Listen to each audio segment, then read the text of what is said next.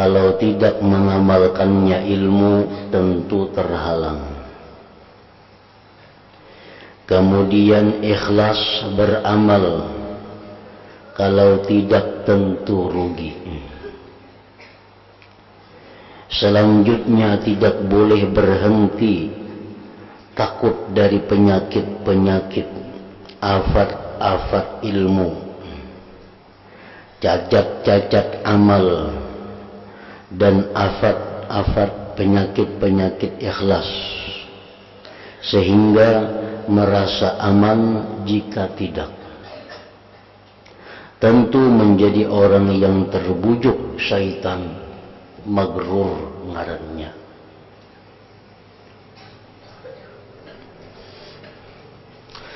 Benar sekali Zunnun ketika berkata, semua makhluk manusia ini mati. Artinya kadada bermanfaat. Orang mati itu kan kadada lagi manfaatnya. Kecuali ulama yang hidup. Selain daripada ulama itu adalah mati. Ulama itu seluruhnya tidur, kecuali ulamaul amilin yang mengamalkan ilmunya. Dan semua ulamaul amilin tertipu syaitan, kecuali yang ikhlas. Dan semua orang yang ikhlas berada pada kekhawatiran yang besar. Sebab ikhlas itu sewaktu-waktu bisa hilang, sewaktu-waktu itu bisa rusak.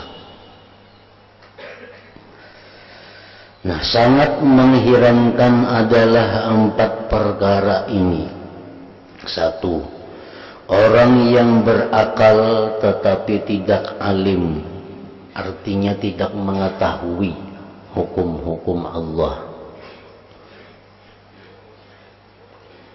Orang semacam ini apakah tidak menaruh perhatian untuk mengetahui apa yang berada di hadapannya?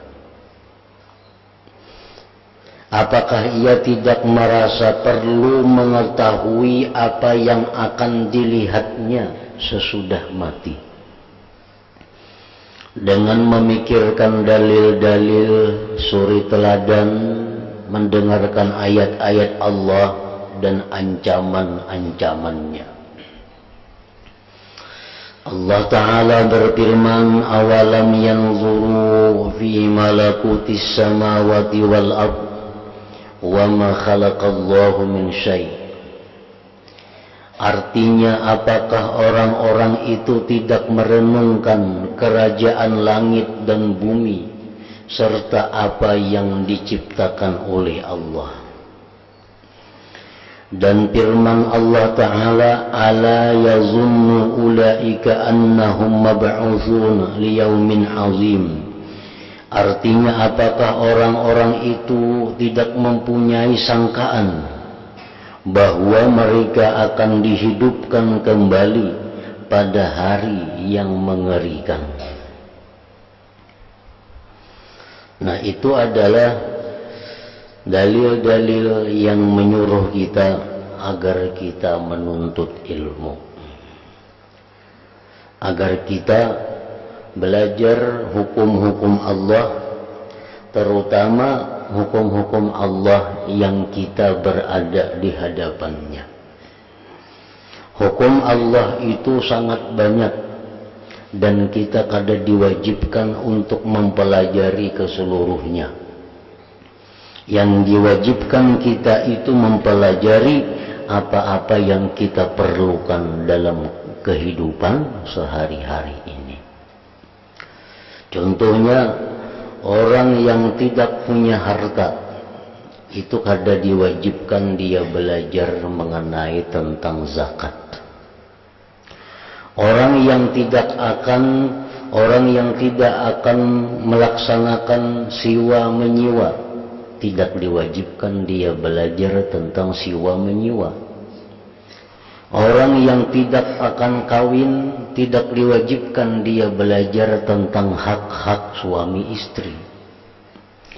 Nah, jadi hukum Allah itu sangat banyak, namun yang diwajibkan kepada kita itu apa-apa yang ada di hadapan kita.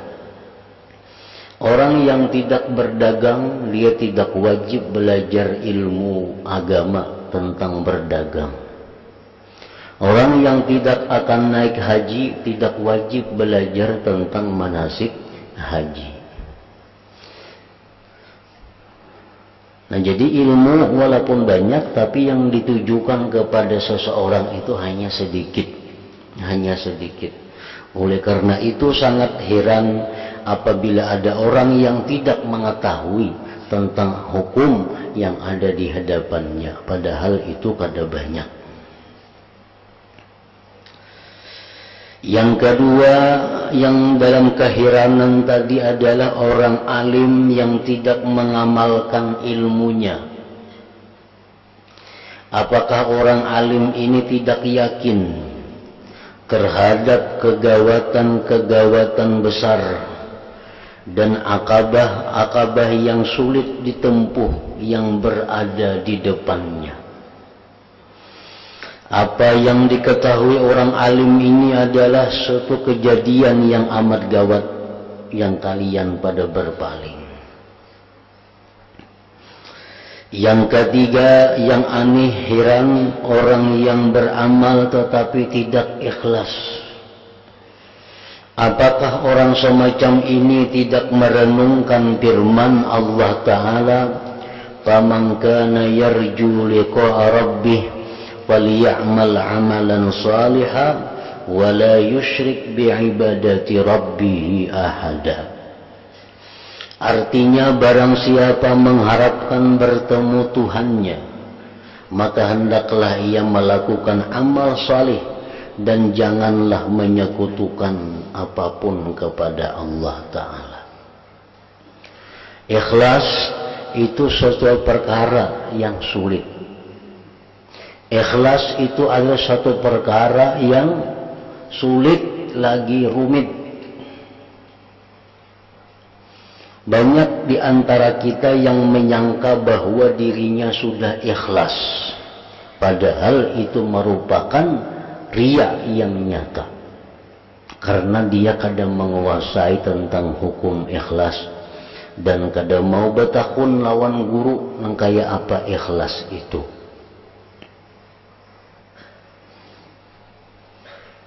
Banyak demikian terjadi, merasa bahwa dirinya itu ikhlas. Nah, merasa ikhlas. Didengar pemandirannya, didengar tutur katanya, kayak ikhlas perasaannya. Padahal itu satu kenyataan, sesuatu yang riya. Tetapi inya kadang mengerti tentang ikhlas itu hanya tahu seputung-seputung. Nah, oleh karena itu kewajiban bagi setiap orang agar bertindak itu dengan ilmu. Dengan ilmu. Apabila kada jelas, betakun. Betakun.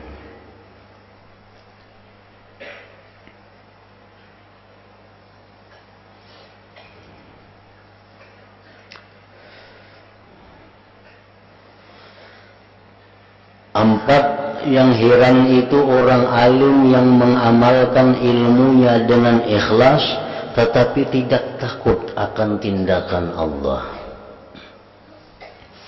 Apakah orang ini tidak memikirkan tindakan Allah terhadap para hamba pilihannya dan para kekasihnya serta orang-orang yang melayaninya, yang menunjukkan dengan mapan antara Allah dan makhluknya, hingga Allah berfirman kepada makhluknya yang paling mulia, Nabi Muhammad sallallahu alaihi wasallam, "Walaqad uhiya ilaika wa ilal ladzina min qablik." Artinya benar-benar Allah telah mewahyukan kepadamu dan kepada orang-orang sebelummu. Dan sebagiannya sampai-sampai diceritakan bahwa Rasulullah sallallahu alaihi wasallam bersabda, "Syayyabatni Hudun wa akhawatuha." Artinya yang membuat beruban adalah surah Hud dan sebangsanya. Surah Hud itu banyak cerita-cerita tentang bagaimana kutukan Allah kepada suatu bangsa. Surah Hud itu banyak menceritakan bagaimana orang-orang yang terperdaya. Nah, Nabi kita membaca surat Hud itu takut sampai-sampai sidin beruban. Nah, karena merenungi kandungan yang ada di dalam surat Hud dalam Al-Quran itu. Ringkas masalah ini perinciannya adalah apa yang difirmankan Tuhan seru sekalian alam dalam 4 ayat dari kitab suci Al-Quranul Karim. Afa hasibtum annama khalaqnakum abatha wa annakum ilayna la turja'un. Artinya, apakah kalian mengira bahwa sesungguhnya kami menciptakan kalian dengan sia-sia dan bahwa kalian tidak akan dikembalikan kepada kami? Apakah macam itukah mengira bahwa manusia ini diciptakan sebagai yang sia-sia? Manusia ini kada akan dikembalikan kepada Tuhan? Jangan disangka demikian. Kemudian firman Allah Ta'ala, wal tanzur nafsum ma qaddamat lighadin wattaqullah innallaha khabirum bima ta'malun. Artinya, dan hendaklah orang melihat apa yang diajukan untuk hari esok, dan bertakwalah kalian kepada Allah. Maksudnya hari esok itu hari kiamat, hari sesudah kematian. Apa yang disiapkan untuk itu? Sungguh Allah waspada terhadap apa yang kalian perbuat. Dan firman Allah Azza wa Jalla, walladzina jahadu fina lanahdiyannahum subulana. Artinya, orang-orang yang bersungguh-sungguh dalam mencari keridhaanku, pasti aku tunjukkan mereka jalan menuju keridhaanku itu. Siapapun yang hendak menjadi orang baik, Allah pasti menolongnya menjadi orang yang baik. Itu Allah berjanji di dalam Quran. Asal bersungguh-sungguh hendak jadi orang baik, Allah pasti menolong. Bersungguh-sungguh hendak jadi orang yang tobat, Allah pasti menolong. Nang Allah kada menolong tu nang setengah-setengah. Asa hendak asa kada, asa hendak asa kada. Nah, itu kada ditolong Tuhan. Amunnya bujur-bujur ditolong Tuhan. Jangan hendak mengingun, jangan hendak memelihara kesalahan yang sudah nyata salah dengan harapan kaina memperbaiki. Nah, ini contoh orang yang ditipu oleh syaitan.